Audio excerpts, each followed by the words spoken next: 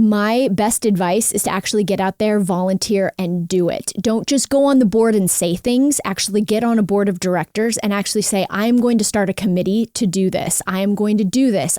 This is all I've ever known. Is that even possible for me? I don't want to miss anything. I don't need that. I don't want to acknowledge my pain. Fine. I don't want to get poked with needles. I don't want that. There's nothing wrong. I'm fine. I'm fine. I'm fine. I'm fine. I'm fine. I'm fine. I'm fine.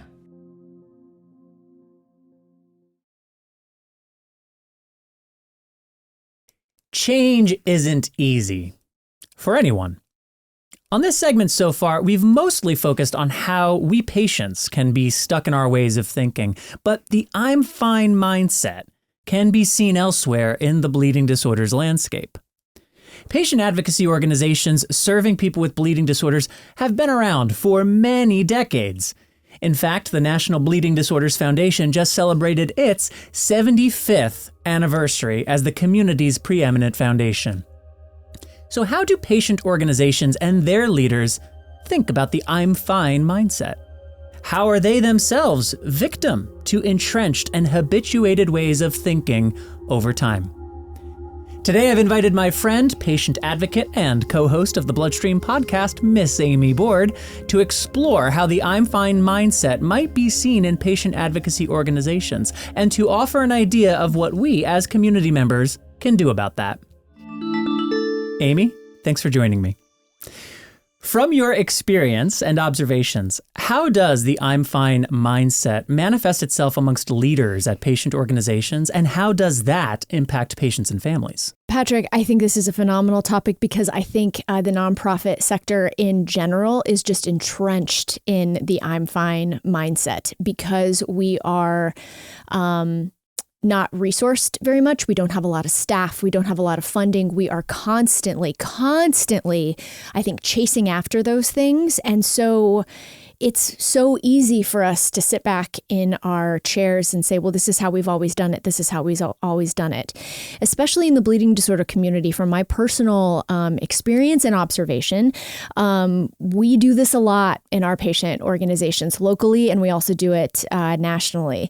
What is being funded? Not necessarily what would be best for our patient population, how innovative we can be in terms of what programming we offer, what education we offer, how we fundraise, how we kind of think about things. This is just how it's always been.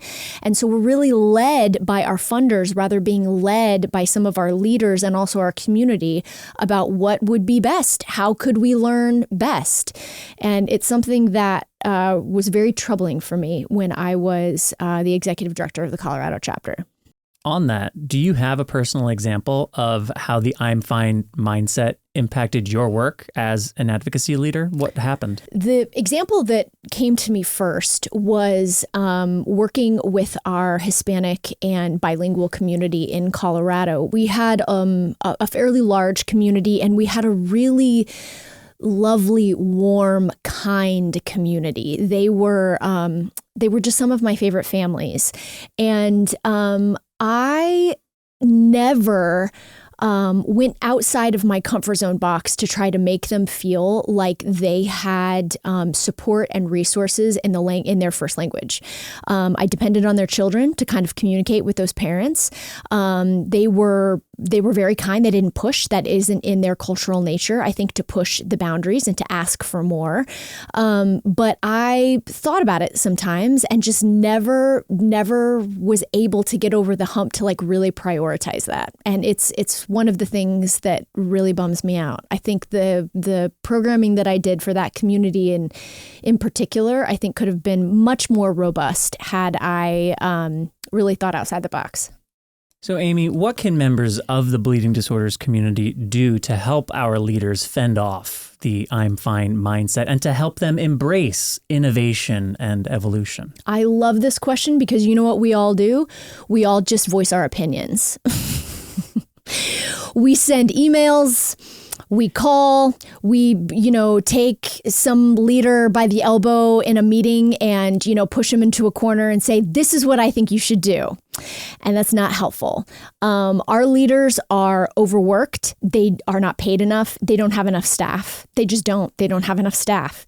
And so if you see something that you believe is a gap in how things are done, my best advice is to actually get out there, volunteer, and do it. Don't just go on the board and say things. Actually get on a board of directors and actually say, I'm going to start a committee to do this. I am going to do this. I would like to start a support group. I would like to start a monthly donation, program to build fundraising. I would like to do this. I'm going to build volunteers around me, and I'm going to do this.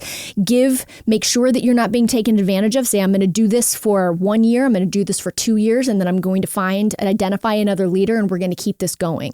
Actually go in and do it. These patient organizations, I've told my community this forever, they're our organizations. They're not the executive directors. They're not the board. They're not the leader. They are ours. And it's going to ebb and flow of when you need that, when you have time in your life to give back to your organization.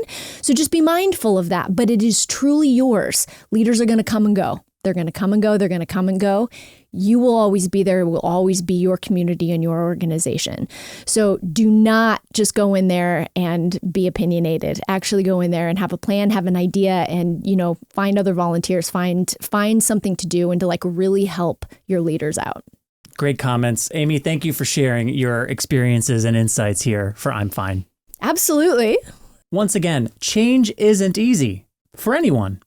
And that includes our advocacy leaders. Leaders are people too. In order for our community to continue taking steps forward, big steps forward, we collectively must push our leaders to audit their ways of thinking and behaving, to challenge practices and habits that have gone unexplored, and, to Amy's advice, to enable and empower us to get involved and be the change that we want to see. Thank you once again, Amy, for joining me, and thank you, Sanofi, for supporting this segment. Sanofi aims to raise the bar for patients living with hemophilia. Reimagine what's possible by visiting rareblood.disorders.com to hear more about Sanofi's dedication to the bleeding disorders community. Reminder, October 11th, 2023, the NBDF Wednesday webinar on I'm Fine, 2 p.m. Eastern. Register now at hemophilia.org, and we'll see you again next month with another installment of I'm Fine.